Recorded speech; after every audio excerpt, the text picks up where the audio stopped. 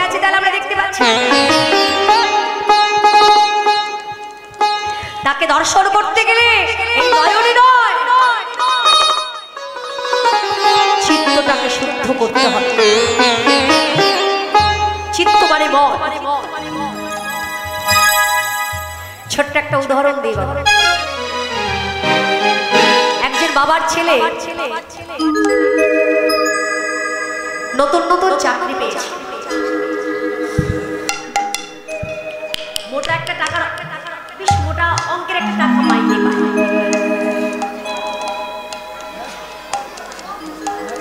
কিন্তু বাবা সন্তান এমন, সন্তান কখনো বাবাকে কষ্ট দেয় না। বাবার কাছ থেকে শিক্ষা পেয়েছি তো।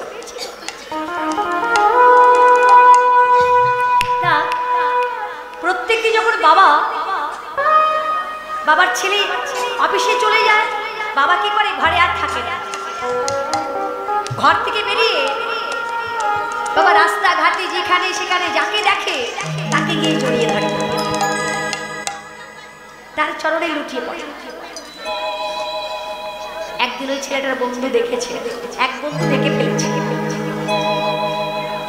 ওই বন্ধুটি ওর ছেলেটার কাছে বলছে, হারি তোর বাবাকে কি খেতে পড়তে দিস না?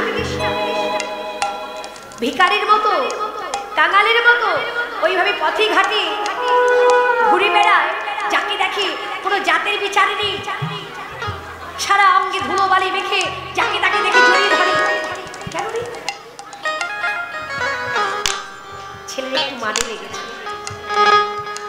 ছেলে আমার বাড়িতে এসে বাবাকে ডেকে বলছে, বাবা, ও বাবা, বাবা গো,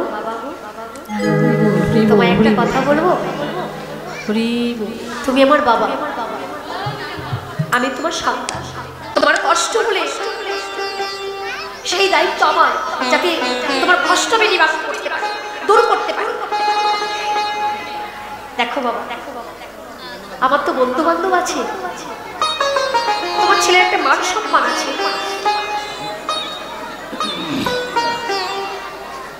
একটা মান সম্মান আছে। তা তুমি ওই পথে ঘাটে যেখানে সেখানে ওই ভিখারির মতো ঘুরে বেড়াও, আর সারা অঙ্গে ধুলোবালি মেখে যাকে খুশি তাকে জড়িয়ে ধরো।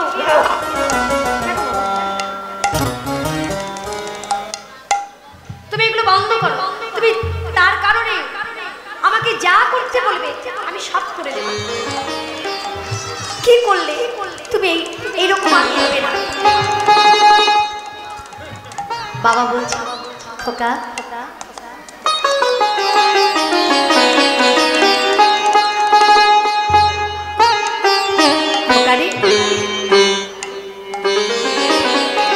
আমি যা বলবো তাই করবি তো? তাহলে শোন, একটা কাজ কর না বাবা, আমাদের বাড়িতে একটা হোম যজ্ঞ দে, আর সেই যজ্ঞে এই গ্রামবাসী সকল ভক্তমণ্ডলীকে নিমন্ত্রণ করবে। তার সঙ্গে এই গ্রামে যত ওই মালাধারী বৈষ্ণব আছে সব বৈষ্ণবদের নিমন্ত্রণ করবে, আর সকলের সেবার ব্যবস্থা করবি। সবাইকে প্রসাদ দেবার পর দক্ষিণা দিবি।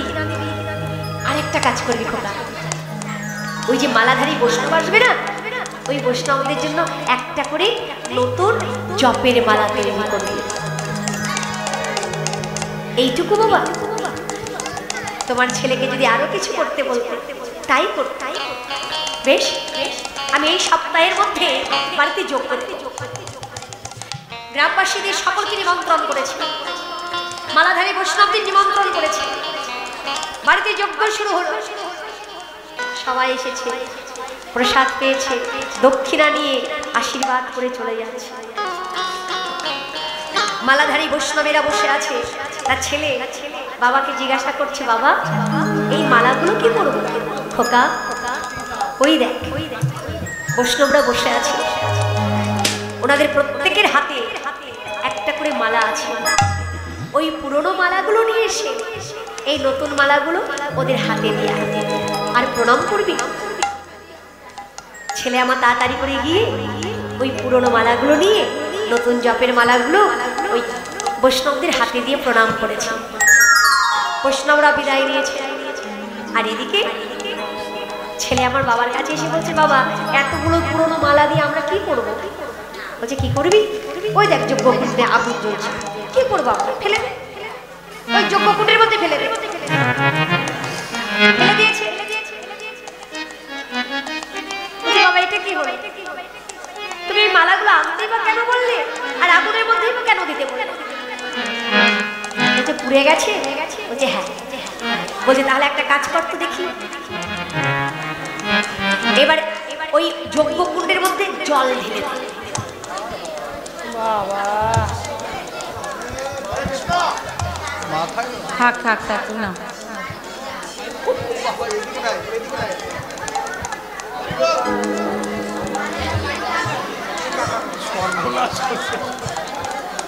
ওই যজ্ঞকুণ্ডের মধ্যে জল ঢেলে দিল। ছেলে তাড়াতাড়ি করে এক বালতি জল নিয়ে এসে ওই কুণ্ডের মধ্যে ঢেলে দিয়েছে। আগুন তো নিভে গেছে। বলছি বাবা জল তো ঢেলে দিলাম, এবার কি করবো?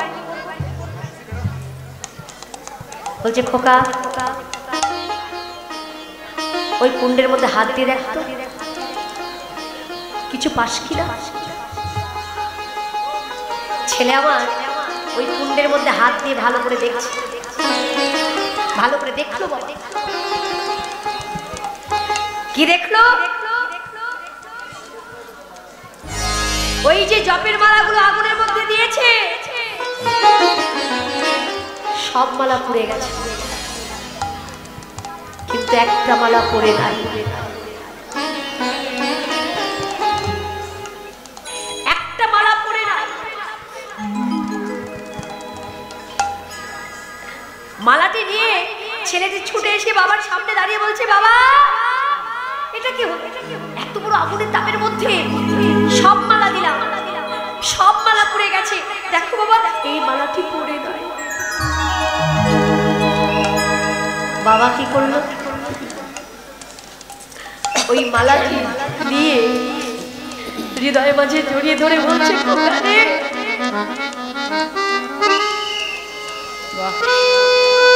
এই মালাধারী মানুষটাকে আমি খুঁজে বেড়াচ্ছি এতদিন ধরে। তুই বলিস না তোর বন্ধু বান্ধবীরা দেখেছে আমি জাতের বিচার করি না, যাকে তাকে জড়িয়ে ধরি, যার তার চরণে আমি লুটে পড়ি। কেন জানি? এই মানুষটিকে পাবার জন্য। বলতে পারিস খোকা কোন পথে গেছে এই মানুষটা? আমি কি করে তাকে চিনতে পারবো? কি করে আমি তাকে জানতে পারবো? সেদিন ছেলে বাবার কথাগুলো শুনে ওই মালাটি দেখে ছেলের নয়ন থেকে জল পড়ছে। বলছে বাবা আজ আমারও বড় স্বাদ জেগেছে তোমার ওই মানুষটিকে একবার হৃদয়ে ধরবার জন্য। তুমি তোমার বাবা, তুমি জানো আমি কোন পথে গেলে ওই মানুষটাকে পাবো? বলো না বাবা আমি কোন পথে যাবো? খোকারে একমাত্র ভক্ত সঙ্গ করলে, ভক্ত চরণ ধুলি অঙ্গে মাখলেই সেই মানুষটাকে পাওয়া যাবে। বাবা ছেলে মেয়ে ছুটে গেল ওই বৈষ্ণবদের কাছে। সকলের শ্রী চরণ তলে গিয়ে লুটায়ে পেরে সকলের চরণ ধুলি অঙ্গে মাখার বলছে, তোমরা মাখো ভক্তে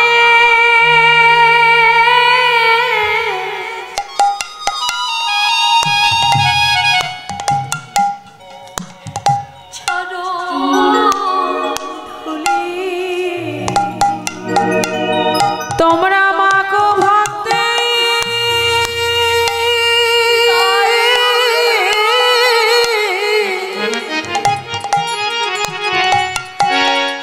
ভক্তের চরণ ধুলি। তোমরা মাখো ভক্তে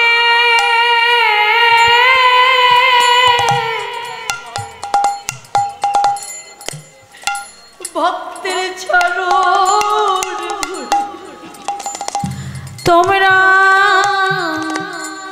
মাকো ভক্তি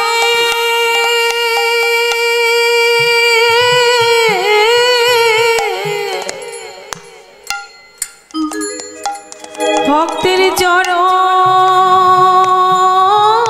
ধুলি যে ধুলি মাখলে গোবিন্দ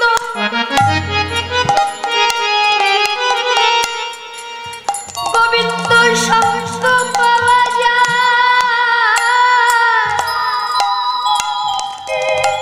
তোমরা বাপু হরি বল চরণ ধুলি যেই ধুলি হরি বল দাদা সবটা ঠিক করে গোবিন্দের সঙ্গ পাওয়া যায় গো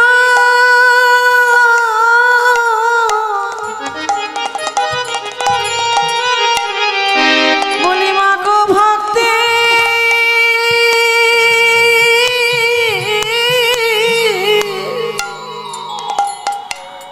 ভক্তির চরণে ধুলি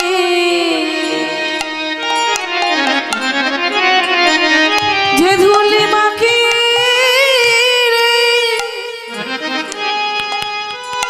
হ্যালো গোবিন্দের সঙ্গ পাওয়া যায় গো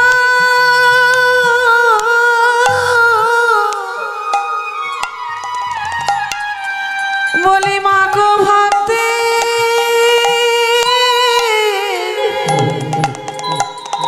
ভক্তির চরণে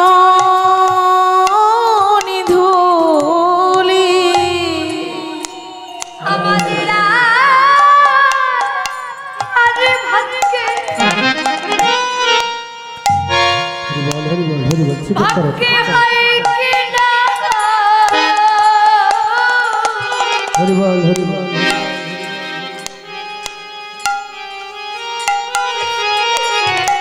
তোমরা বাপু ভক্তে হরে চরণ ধুলি বলিয়া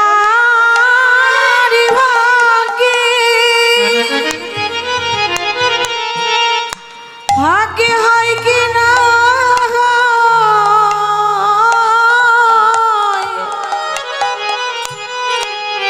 বলি মাগো ভক্তি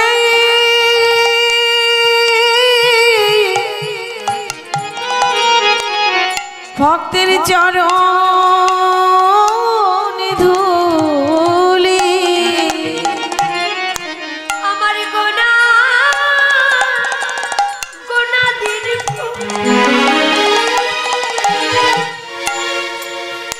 ফুরাই গেল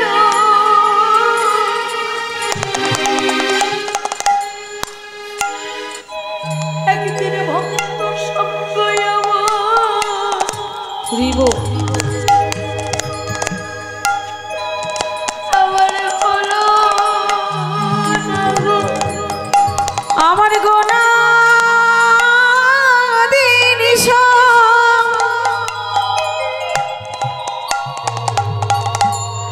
সবই ফুরাই গেল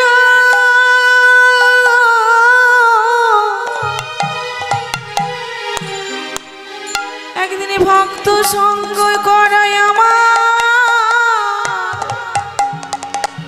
আমার হলো না গো ভবে আমি কি করিতে আমি কি করিলাম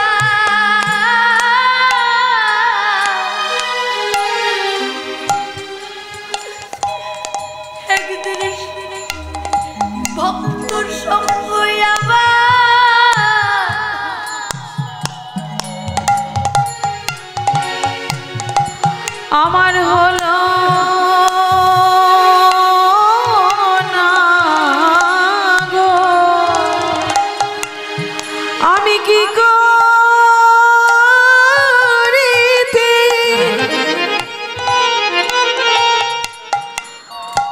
আমি কি করিলাম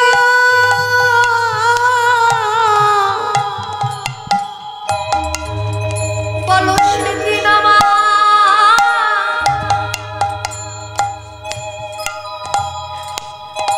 আমার কবে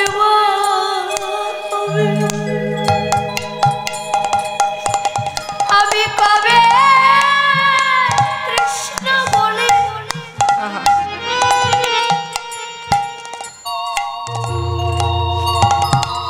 দুটি নয়নে ঝরবে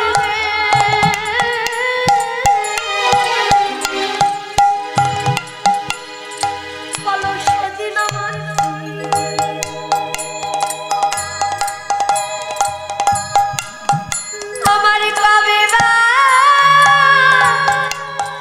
কবে হবে আমার কৃষ্ণ কৃষ্ণ বলিতে আমার দুটি নয়নে ঝরবে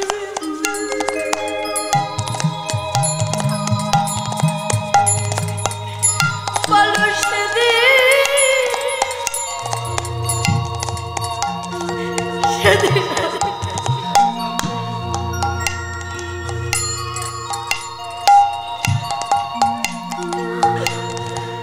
আমার কবে হবে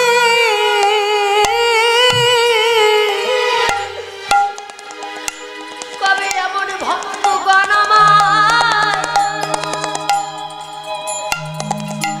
আমায় কৃপা করবে বলো সেদিন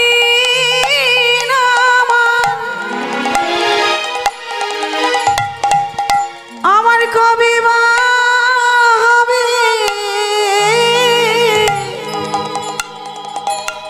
কবে প্রভু তুমি আমায়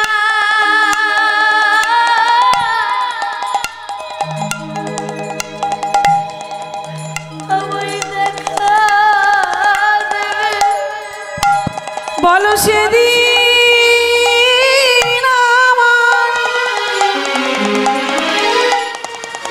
আমার কবে হবে প্রভু কবে আমায় দেখা দেবে বলো সেদিন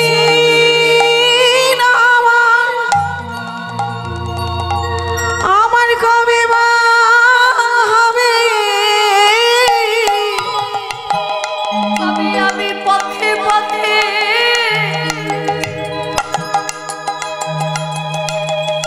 পথে কেঁদে বেড়াবো দুটি নয়নে জলে বুকে ভাসায় আমি পথে পথে আমি কেঁদে বেড়াবো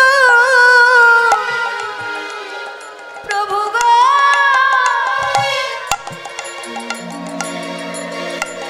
এইভাবে তুমি বিনে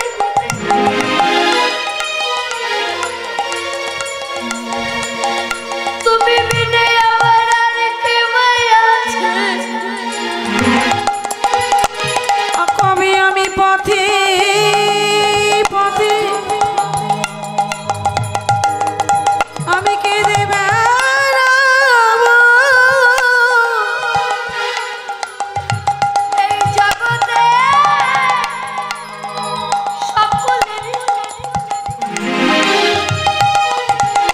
সকলেই আছে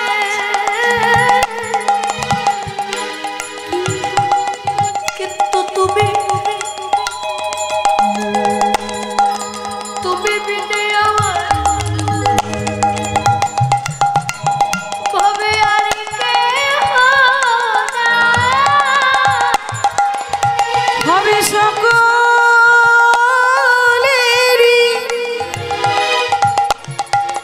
সকলেরই সবই আছে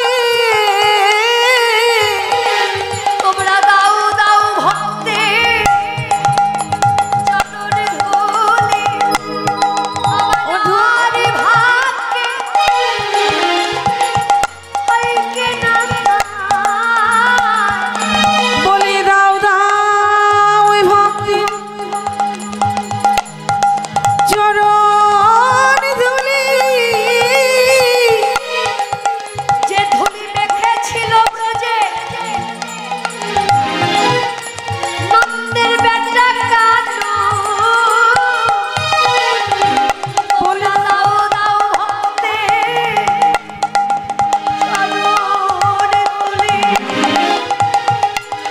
ধুলি পেয়ে আমি ধন্য হব। ভক্ত দাদা ভক্ত চরণের ধুলি ওই ধুলি পেয়ে আমি ধন্য হব। একবারে দাদা ভক্ত চরণ ধুলি আমার আর ভাগ্যে হয় কি না হয়। এই ধুলি ধুলি ভব ভব পারের সম্বল দাও দাও ভক্তে চরণ ধুলি আমাদের আর ভাগ্যে হয় কি না হয়। বলি দাও দাও ভক্তির চরণ ধুলি আর ভাগ্যে হইব না। দাও দাও ভক্তির চরণ ধুলি আর ভাগ্যে হইব না। দাও দাও ভক্তির চরণ ধুলি বলি দাও দাও ভক্তি চরণ